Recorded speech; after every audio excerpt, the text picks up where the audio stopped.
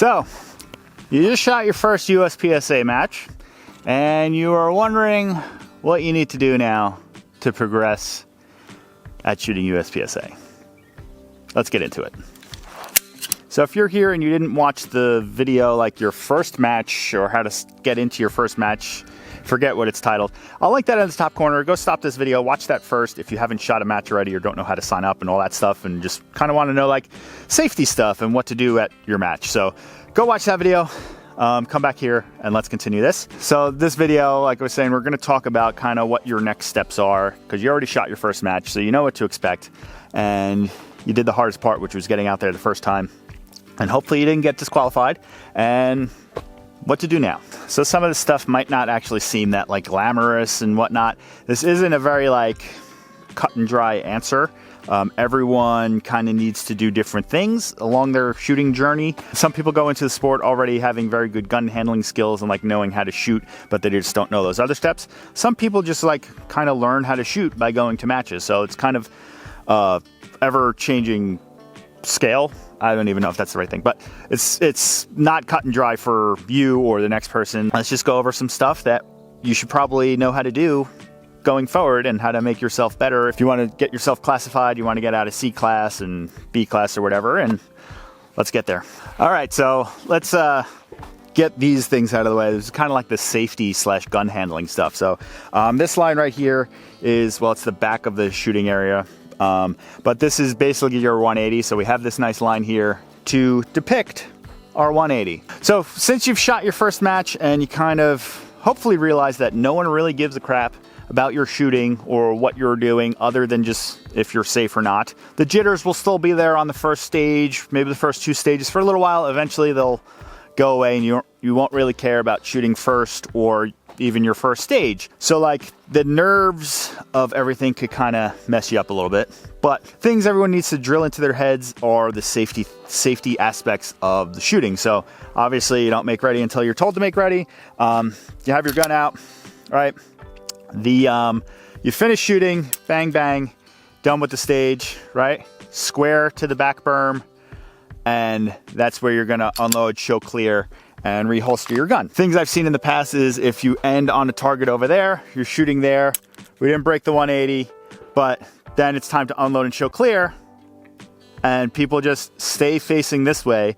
So drop your magazine, unload and show clear, and right there I broke the 180. When you're done shooting, finish, you're done, you got your last target, square yourself to the back berm, then do all your stuff. Makes it easier for the person ROing you to see everything too, because if you shoot here and you're unloading and showing clear here, RO would technically have to be standing here, which is downrange from you. Not safe. So square yourself to the back berm, drop your magazine, rack the round out, aim at the back berm, pull your trigger, then holster up, square to the back berm instead of doing it this way. Because like I said, unloading, showing clear, easy to break the 180. And then also when you go to reholster, you're basically on the 180, reholstering also. Just something you should keep in mind when you're doing your unload and show clear and finishing your stage. Then the other common thing I've seen a few times and lately, which this will get you disqualified also.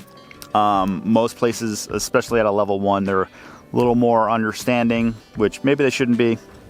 But if you have a 2011 style gun, which obviously this is not, but a 2011 style gun with thumb safeties. So when you have your make ready, load your magazine, rack your round, you're ready to go, holster your gun, your safety needs to be on. I believe once you take your hand off the gun, you'll get disqualified.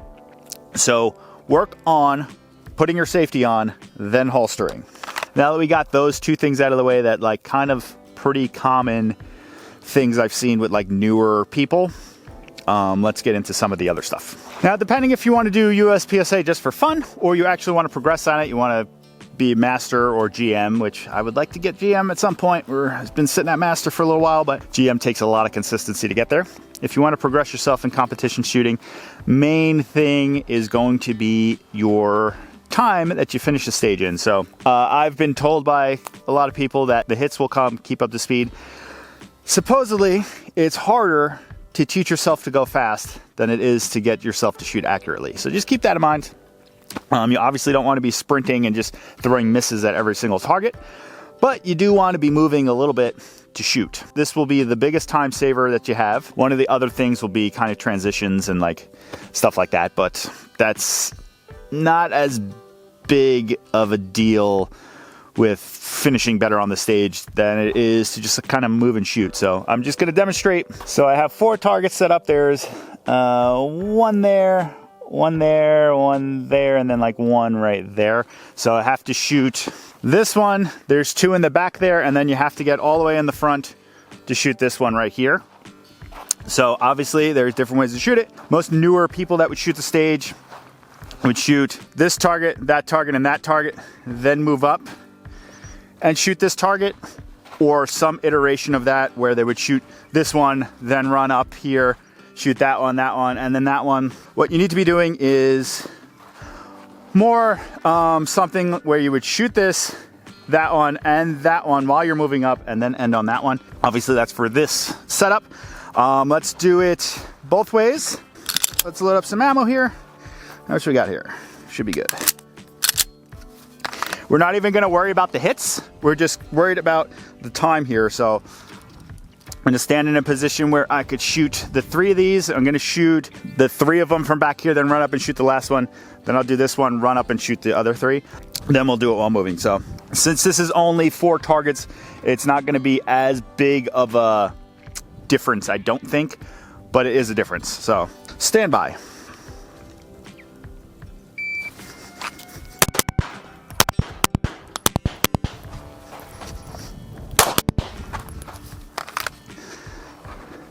Okay, that was a 621. I'm gonna do it the other way. I'm gonna shoot this one, then run up and shoot the other 3. So 621. Let's do it. Stand by.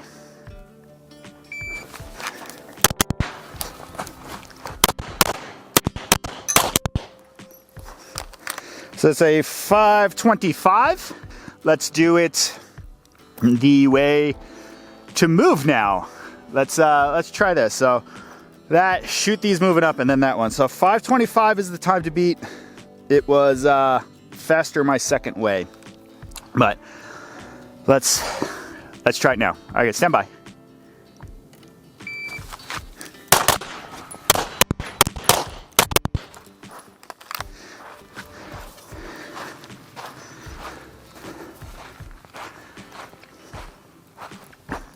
$390. Case closed. So yeah, work on moving and shooting, because we saved a 1.5 seconds on 4 targets by just moving up while shooting those. Now that we did like a glamorous, if you will, time saver that will save you a bunch of time, let's do another one that will save you time. Maybe it might not be as glamorous, but this is all dry fire. So you need to be dry firing. So you should get on some sort of dry fire routine. I am not as diligent as I should be dry firing. Something you should be doing just so you can learn how to index your gun, reloads, all that stuff. That stuff saves a ton of time, and it's free. So the thing you should be working on is kind of like your draw to first shot is, I guess, more just having your dot in the window ready to shoot. I do see, I mean, everyone sees this. Someone draws their gun, especially for a red dot, and then they're moving around trying to find the dot. How much time do you think that wastes? A lot. So you do want to dry fire, learn how to index your gun, so when you pull that gun up, your dot is in the window and you don't have any wasted time there. All right, this is another thing I've seen plenty of. So it's not having your gun up ready to shoot when you get into your position. So another thing, obviously, this goes without saying, but finger off the trigger when you're running around, when you're not engaging targets. But what people will do, say you got targets over here, you shoot them, they'll run up over here, then that. So there's two stakes over here. So we're gonna run up. I don't know if this one's gonna show as much of a difference as the previous one, which was a big time saver, but let's do it here. Stand by.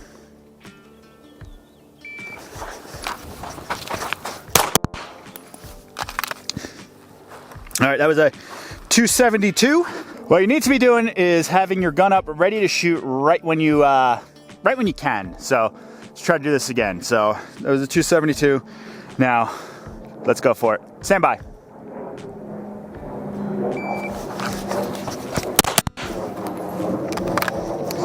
.202. So let's try to change the camera angle and get another view of how you need to be doing it.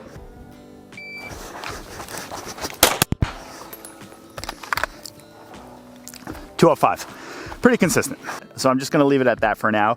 There are tons of things you should be doing going from your first match into your second match, third match, fourth, fifth, sixth, whatever. Always something to work on just to get better. One thing you should be doing is figure out what you suck at and then work on that till you no longer suck at that, and then you suck at something else, then you work on that. So it's just an ever building process. So for some people, it's just like a hard lean and not having the dot. So set yourself up, dry fire, where you could have some sort of boundary, you could run into it, hard lean, just make sure your dot's there. You could do that 1,000 times and it's free. So stuff like that.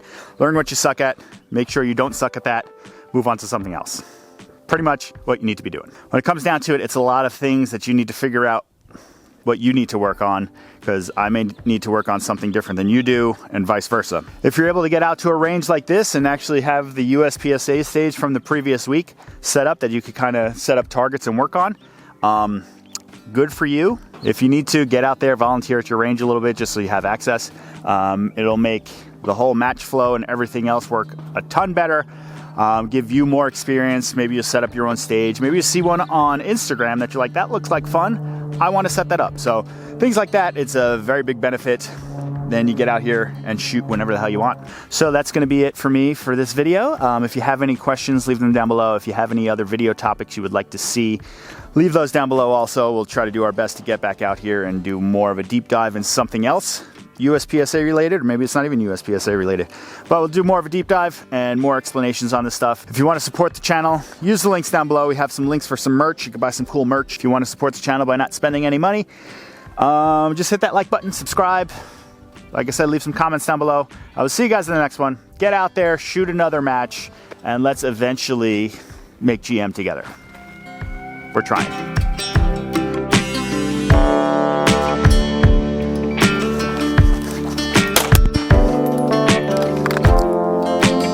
.205. Pretty consistent.